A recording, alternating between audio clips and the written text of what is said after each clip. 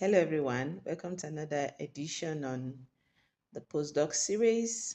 I've talked about how to contact a potential postdoc host, how to go about the application, all that you need to put into consideration when you are applying for a postdoc position. I think I've handled quite a number of things in my previous videos. In today's episode, I'm just going to talk to the postdoc fellow as an individual. So in this video, I'm going to be talking about some of the areas of personal development that you should consider as a postdoc fellow, such that it helps you as an individual to grow, right? To hone your skills and to become a better version of yourself at the end of the program. Apart from the usual research writing research manuscript for publication in journals, attending conferences, and symposiums and academic events and all of that. What are the areas you should look into as an individual? Apart from the usual research writing and publication, which a research fellow is known for, I think there are other areas also that you should consider looking into for your own benefit. So that is what I'll be talking about in this video. So one of them, I think, is the area of applying for fellowships. When was the last time you saw a fellowship call, whether a leadership based fellowship program or a capacity focused fellowship program, and you attempted to apply for it? Usually, fellowships are different, they are designed in a way that is different from funding applications or scholarship applications. These are fellowship that test your critical thinking ability and your potential to conceptualize your research ideas and your personal capacity in a relatable manner, in a solution driven manner. So if you have not applied for a fellowship, I want to encourage you to try and apply for fellowship. By the time you go through all those questions that they will ask you, how do you intend to do this? How do you intend to proffer solution in this area? How do you intend to give back to your community? What current area of research are you interested in? What have you done over the years? Like, it kind of helps you to do a self examination. It gives you that room to do a self introspection, a self assessment. You look at yourself like, what have I been able to do so far? What am I doing currently? And what are my plans for the future? So that's one, applying for research fellowships or leadership based fellowship or capacity development focused fellowships. Apply just whatever kind of fellowship it is, as long as it is aligned to your growth as an individual. I will encourage you to look out for one and apply for it. Then the second one is writing fundable research proposals and attempting to apply for research grants.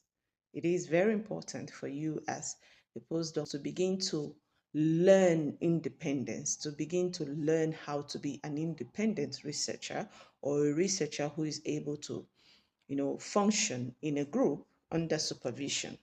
But at least to some extent, you still have a voice. And one way to do that is to conceptualize a research idea, develop a fundable proposal on it, and attempt to apply for a research grant.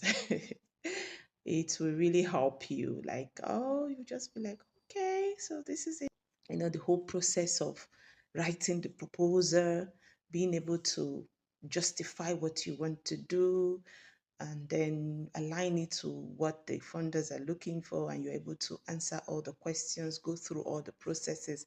By the time you're done and you really go through that process of drawing up a budget, timeline, and showing how you're going to spend the money, how you're going to give output, how you're going to give feedback, how you're going to succeed at it. That in itself is a growth process. So that's two, writing fundable proposals and writing research grant. And also another one I would say is attempting corporation visits or mobility-based programs that allow you to do some kind of traveling. So that's two, writing fundable proposals and writing research grant. And also another one I would say is attempting corporation visits or mobility-based programs that allow you to do some kind of traveling, to get a host in another university, you plan to do a research together, or whatever idea you have in mind, and then you send an expression of interest to that particular host, and then you apply for the program, and if it goes through, you travel to that institution or that country and able to achieve the aim of the program. That's another beautiful personal development based consideration as well. And another thing I will say on a final note is the need for you to also begin to hone your collaborative skills as a postdoc researcher, learning how to collaborate with colleagues in your field. Maybe you have an idea or they have an idea and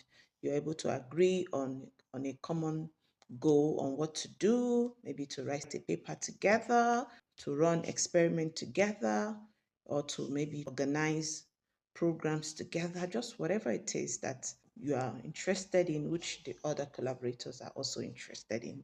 So I believe that these are some of the other things that can keep you busy and focused as a postdoc, apart from the usual research writing and journal publications and what have you. I would like to hear from you. What do you think about the tips I've shared in this video?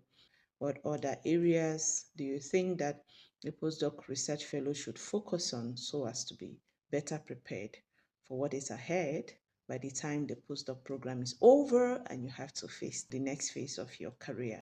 Thank you so much for listening. I will see you in my next video. Thank you.